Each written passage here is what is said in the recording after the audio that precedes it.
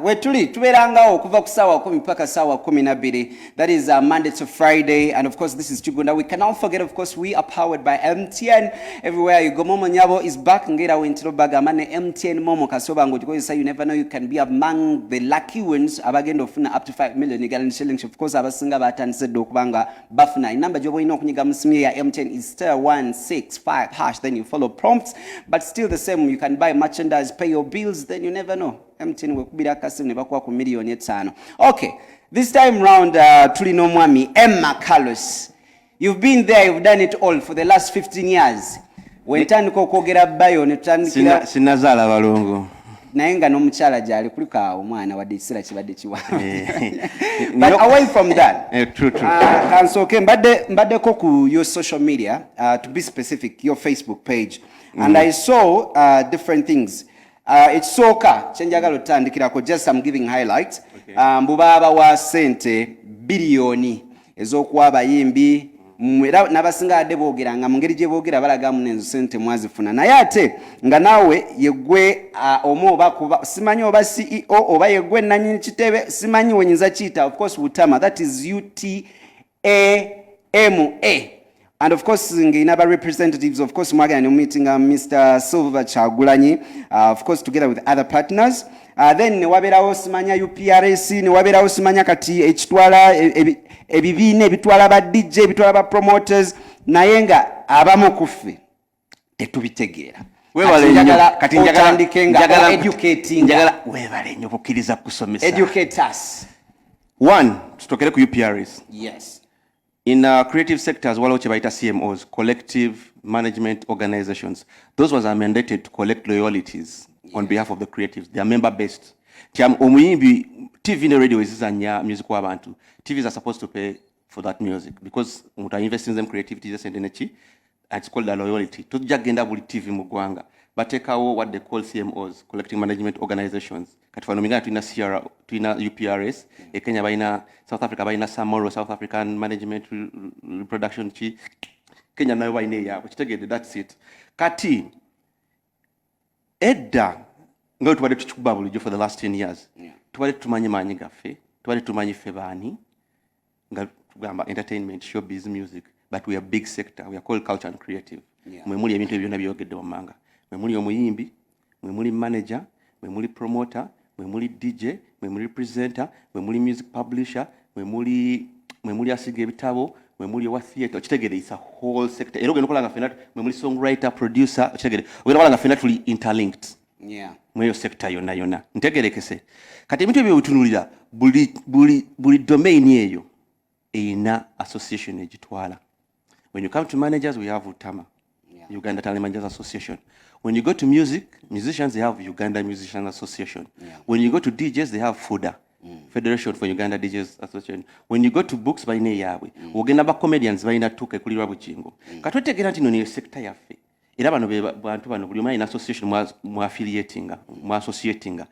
Then, mu Ministry of Gender tutwala, walo chebaita National Cultural Policy, take our National Cultural Forum. It's like the National Council of Sports. This side. So it's the apex body where all these associations and federations are affiliating. But right now, I represent managers from Utama on the National Culture Forum. And the managers selected you. Last year in June. Ero rwaliro ndi wanu capacity yange ng'omwogezi wa National Culture Forum, chairman wa Fieragadi. Kitegede kati waliwo apex body eyo. Uma baina ko representative. Baina Grace Sekamate kati sawa zino basindika Michael Fingers. Comedians have Bujingo. Female performing artists have Mama Mariam Dagire. Artists Union inako Madam Anito. Kitegede Federation of Performing Artists inako Wisdom Kai right now. By the way, kapise unaka Wisdom Kai bamukutegulo hiruwero, but it's all ruckus never gonna chitereza. Kati ye structure. Kati tutegede industry ojirabi bunene bwayo ne structures ne leadership zayo. FUDA. Je linange najirabako ne WhatsApp group ndabika mwendi. FUDA weri. Ngenda kunyumiza nze nchasi. Namwe muine chamwe entertainment reporters. I hear Abike is your president? Yes. That is Let's go back to Genepola. In the world that is very organized, we know we system and structures. And associations, you're free to associate or not to associate. Not every manager had Mutama. Nefe to Gambia, at least together, we resolved buli omu wasobola okulobinga agenda ayogere naye omubulya the benefits of associating olaba basobola okujja, but you're free to stay out. Like for instance, I was sent to talk to Katie because I'm comfortable with him. Just Jose was sent to talk to Jeff Chiwa because he's comfortable with him. And the events was sent to talk to Mutima because he's comfortable with him. Come and associate. If you don't want it, it's free. No hassle, no sweat. Yeah, true. Because kati njagala kati tudde ku 6 billion zino ani azisaba biri bitya njagala tuyitire mu bulungi. Kati tumala okutegeera ffe baani n'obukulembeze tubulabye nti waliwo National Culture Forum. National Culture Forum sawa zino Uganda government. Okulala ne government tuyita mu ministry batwala. Tusobola genda mu transport. Tusobola genda mu defense. Tugenda mu tutwale ya gender. Tutunda department ya culture. Ne tutula wansi ne tugamba fundamental problems is cutting across the industry. Because ekiri mu muyimbi kinzo banga tekinuma manager bati kiruma promoter, but we have those common elements ezirumanga sector yonna. Omuli waliwo etteka lya corporate net erikola, omuli tulina infrastructure aba sports balaba balina cricket over. When mu Uganda, if you want to start art, you don't know where to start from. Omuli nti tetulina direct funding, omuli nti tuli bwamu. Copyright mu RSB, content simanya ali mu UCC, ate bagamba gender yetu twala, ate ne tourism ina muka aspect tukitegeera. Kat those fundamental problems with the ones we are supposed to discuss with the president through the presidential retreat. Vibe ojijukira. Kat COVID najja retreat never went on the drawing board. Ne tugamba entertainment wagisibye. Yinza n'okusemayo okugulwawo. Look at countries like Kenya, but those stimulus fund. Look at South Africa, Nigeria, UK, Canada, New Zealand, bona bataddeyo funds. We drafted a letter. Drafted a proposal to the government to $7 billion asatu mu musanvu za sector yonna. Banga baani? National Culture Forum. Yes. On behalf of the what? Of the creative industry, the arts industry, the music industry, yonna kyogiyisa showbiz industry. Government negamba clear. In between, ne wajjawo promoters abafiirwa ebivulo byabwe. Bonna ne bakolamu omulimu agamba nabo babanja billion mukaaga mu million lukaaga. Kati when we went to the powers that be, present these recommendations and how we can get that money and spread it around with the guys but local rebounding promoters in jamu. The powers that be nebagamba no because the promoters were pushing very hard boba izawe bazifunire wow no jigena ministry we devise means mwenda muzifune. So when the minister came out, he made a partial statement. He didn't elaborate.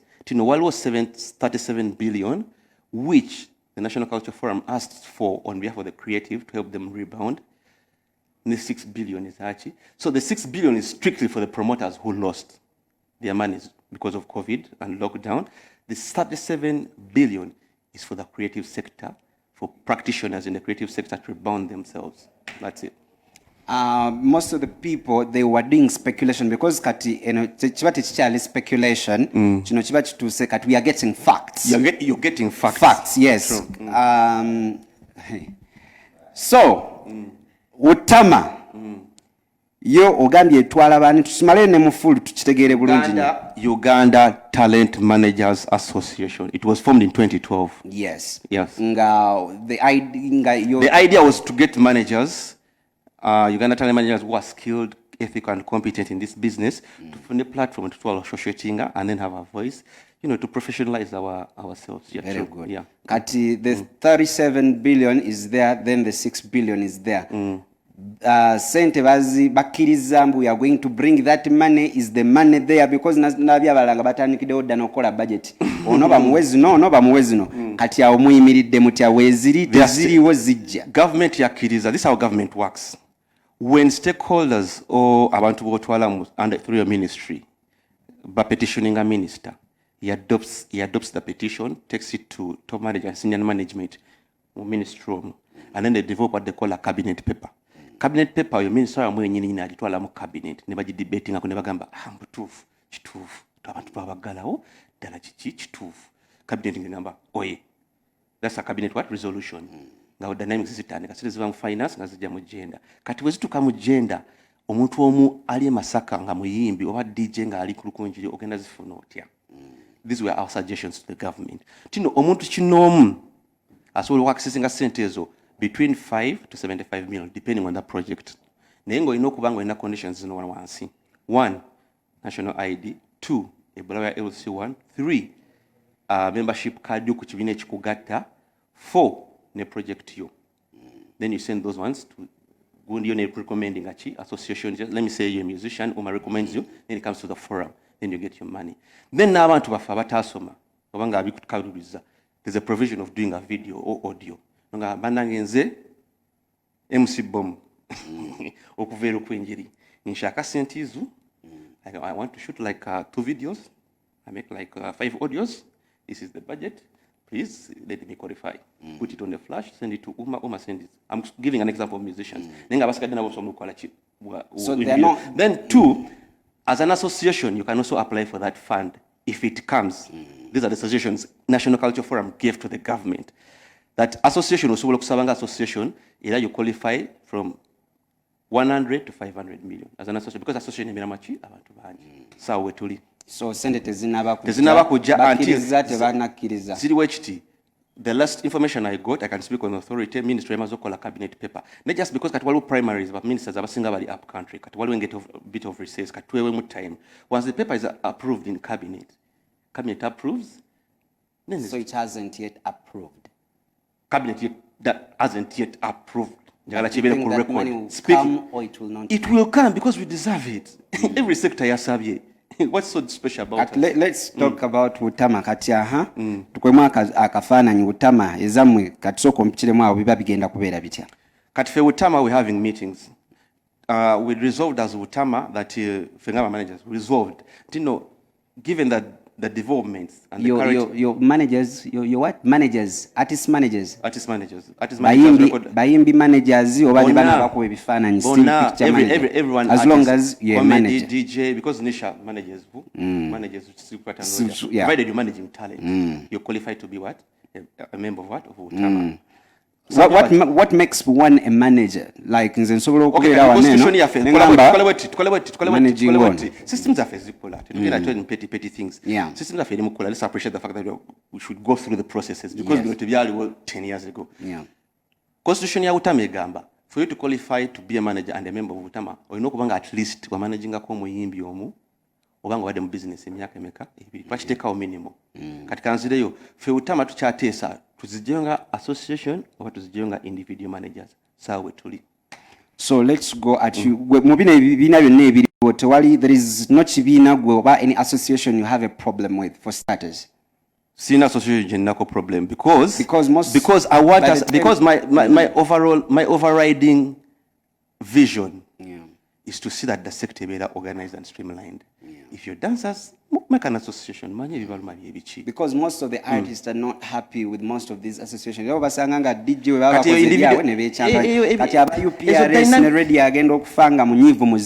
So ezo dynamics because me I thought mwenga mwabayina okusooka ne mwetereza mwe kati kangeze mwe ba managers. Yes. Mwena mwekolamu mwenga ffe ba managers tuno buli omu nabanga akkiriziganya ne, but if you're fighting each other oli nawulanze byo sibirimu nono naye nakola ebyo, then it is lose tojja kusika buli omu. Right now the president of Uganda is General Yoweri Kaguta Museveni. We are 45 million Ugandans. Si bonna bamwagala naye president. A larger percent omanyi mu democracy the majority win, the minority are respected. You're free to associate or disassociate. Fete tugenda kutunulira abantu mkuba gondi a complain zemba tabitegeera. No sweat, sigala yo jolly. The biggest percentage is associating. Let's move with those. But also try to educate those of Agambe. Wachiranga chiri worth it, they come in. But you know, I always just continue. I always shut my ears and eyes personally to negativity. That's it. That's my principle. Yes, Papa. Katika mubuze ke ebibiina byayogedde mpulira biyamba buyambi. Waliwo ebibiina ebyajja. Ojjukira ebiseera ebyo mabegako. We bajja ku kirabu emu nali nkola.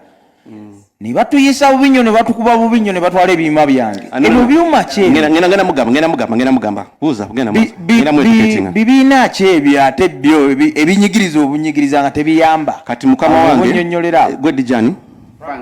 Frank DJ, let me tell you one thing. Right now ozanya music goes anya abantu bateka sente zabo budde bwabwe ne kale yes otuyamba. Listen now. Kimwanti njagala kunnyonnyola onkubulira lwaki abo abantu bajja ne bakwata music goes anya wala abantu abatekamu obudde ne sente. Tutegerekese omuzanya naawe ofunireko erinnya oba naye bakusasule. Yes ne radom promoting naye naye ayina kyakolamu. Kati ababajja okukwata bagiyita CM or collective management right what? Collective management organization. Listen. UPR. Kati bitwagala kutereza nti omuntu soko omusomese.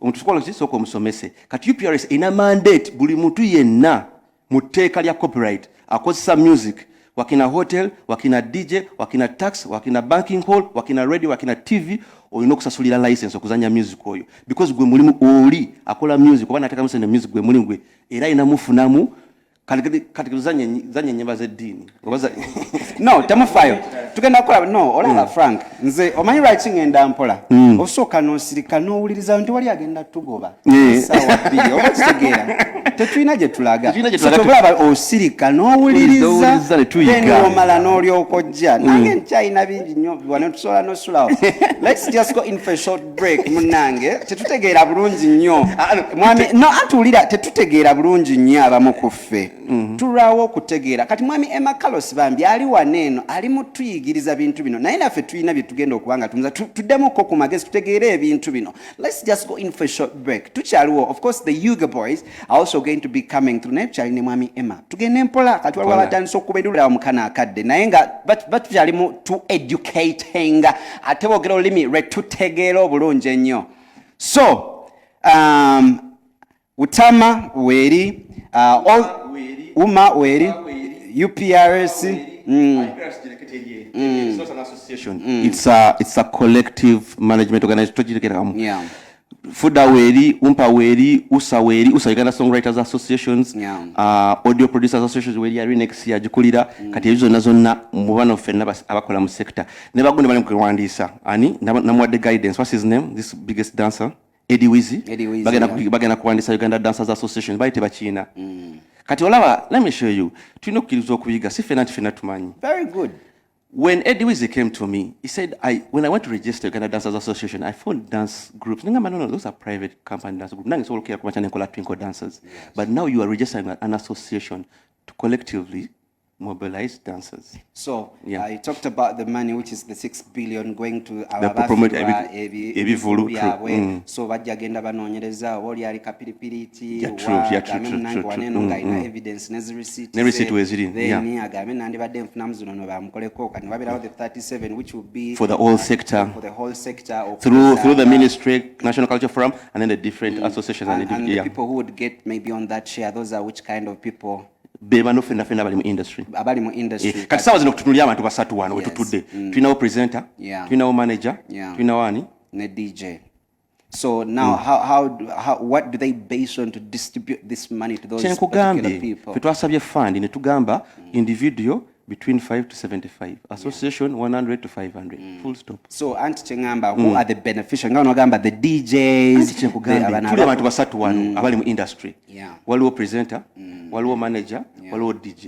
Twine bibine bitugatta. So abali affected during the COVID period bazituwadde nga sector to stimulate our operations in the value chain from production, promotion, distribution. That's it. And who are the people who are spearheading that initiative? And they thought it's the National Culture Forum. Tool and equal resolution. But you need to go back and reconcile. You have to volunteer. Meetings. Let me give an example. Today, this week, we had a meeting. National Culture Forum, the chairman Ragadi, and a selected few of the National Cultural Forum representative. We had a meeting with Uma executive, Uma Uganda Minister Kumi still, to creating our synergy. Let's have a same message. Actually, meeting in a resolving Ntino Ume de mobilizing Bamze Wakazi, but feeling comfortable to be a part of Uma, but creating you like a docket within Uma that recognizes on advisory and council level. Abantu abakulungo muli Muzei Freddy Sebata, Muzei Moses Matova, feeling comfortable. He's a musician, feeling comfortable under Uma, regardless whether Waiki Benda is the what? Is the president. Actually, as a sign of good faith, Jaja Ragadina subscribing to Uma because he wasn't part of Uma. That was a sign, a big gesture, Twagala industry college, moving it forward to them little petty things of scribbling and moving forward. On the bigger picture, government is willing to give us a place, Bwebaja. Those discussions are still ongoing. Bwebaja will act as a one-stop center, as one strategic intervention to solve the Zivia Fibina between Tino to open an office space, DJ academies, film, audio studio, state of the art, cinemas, but the valley is not ours. Bamze was the Chuka Baba go back to Pride Theatre. National Theatre have to continue. I hear the Ebons now by now Rakaswal wali kugonda. So it will have like cinemas. What else? Government is willing to start working on copyright. These are the things we should be celebrating. Name it, never not should be achieving because for the first time in the creative sector of the industry of Uganda, we have had one voice. You're a copyright enthusiast. That one. Enthusiast. A person who's enthusiastic about something, someone who's very actively involved in it. Yeah. Is child rights, political rights, women's rights. Me, I'm something to do with copyright because numirwa nnyo omuntu akutta obudde ekintu kye kyajja mu mutwe nakicreating amanya gala kifune. Most of these people don't understand. Bawuliranga boogera copyright, we need a copyright. Copyright kachiteke mu copyright nene ne kachiteke mu buntu omuntu kyasobola okutegeera. Copyright bwe bwannannyini ne bukuwa ku music bwe tutegeera. Copyright bwe bwannannyini ne bukuwa n'emitendera ki gy'osobola okukiwaamu omuntu mulala n'okifunamu. Tegerekese tandike ku luyimba copyright bwe baagala oyo. Kuddemu oti Khalifa wakeera ku makya n'ayimba oluyimba ndabirawa. Luba luyimba lwe ne video ye. He has a right to earn off that. Yes. Omuntu yenna alukozesezza oba oluzannye oba oluziniddeko oba olukoze eki, that means onyumiddwa, you have to compensate that person. Yeah. So copyright elambika bulungi nti oyo yenna luyimba era ayina ddufunamu bw'ati oba ayina dduwa omuntu omulala. Kati wenzija nze Twinkle Star Khalifa ne ndumugulako ne muwa one off ne musasula bamuwadde abasigaza right emu nti no yaluwandika yaluyimba naye okufunamu economic rights. So let's look at the artists here. Ngagamba. So to gain empola, because some of these things we are just all learning to gain empola. So Oli Aina Oli Imbayolo from me. So the copyright that they are really yearning for ngagala jifuna kati bajimuwali bagala copyright for your song. Eteka weliri ne teriri mukola. Mugulire engeri gyagenda ofuna because you do your song A-pass. Tetumala gazanya music wa A-pass waneno. Yes, etakukiriza. Watch the gazanya simple. Vinka right now kwa yagena mbiasoni we can't because you play it in Facebook bagenda jigala. Yeah, because true. Then so I'm looking at now these people who want these copyrights because you can register your song nebisigala online. Kati waneno agambye agala copyright. Kati ungambe agala copyright olimbalo yiyo jitwale kati what's next? Anti copyright buli government eteka liyekola eno ditekerawo ebitongole ebiriteekamu. Tino waliwo kati saawa zino the NEMA Act protecting ebibira. Waliwo protection unit ne systems of protecting it out. Waliwo Wildlife Act etekawo Uganda Wildlife Authority. Kati balina ne game rangers abakuuma ebisolo. Copyright Act weri neteyina omuntu implementing. We're supposed to have a copyright board to implement it, over copyright authority to be nga the copyright army police ekuma abantu copyright. Right now the law is there. The law provides for two things: ownership and enforcing it, because from enforcement is where you're protected your economic rights. There's only one desk URSB ekola na registration see enforcement. So kati kyekibulamu kino wenkera ku macha ngabana mu computer bonna tebasobola kusala music wange ngabantu basobola omugula. That means nsobola okuyingiza. Thank you very much. Very good. Kati ono DJ ine bibadde bimuluma kankuyitiremu mpola ebyuma byabe babitwala nanange kyali wange bambi side z'ekireka ndooza naye bibye babatwala you know very many people got affected. Kati soko bayitiremu awo lwaki bajja bakwata kabayitiremu bati wetuyingira mu music fena tuli mu business nze promoting a talent omuyimbi ayimba gwe nanye kifo oyita abantu kuzibazanyira music ne DJ na ofunemu lwaki fena tetufuna ku mugati ntegerekese. Thank you very much. Very good. Kati ebyuma byabe babitwala nga ba claiming maybe they are not paying some of those taxes and bichi and you it's know called a license. Yeah, true. And again now they are because you twala bagambye okutwala la neluze kasoke nkole mbwe kati just kati ninyo ndimo kulwanirira otalo lwa UPRS kumi yandibadde wano ne for the sake for the benefit ne office waliwo yazze ku machanga agenzeyo na ngamba base they're streamlining UPRS. It's going to really be a very now corporate and with good governance, good accountability. naye abantu bayige nti no buli muntu yenna aliyo ng'okozesa music nkwegaire kitegere nti waliwo omuntu ayateekamu obudde n'obwongo bwe yeetaaga okugira ki okusasulwa ate engeri gyokka gy'osobola omusasula ng'oguze music oyo oba ng'omudownloadinze n'omusasulira because bambi waliwo abamu ab'amabaala who take time and they pay that money, you know. They do, yeah. You know, zina nokutuka kumuyimbi, the last person. Yeah, true. Yeah. Nga fresh kid, yeah, true. Because they play their music, but that money again doesn't get there. You are way in your frack. UPRS had governance issues and accountability issues. Yeah. See where aliwo you saw bamteka aside. Right now waliwo caretaker alimu revampinga. Yeah.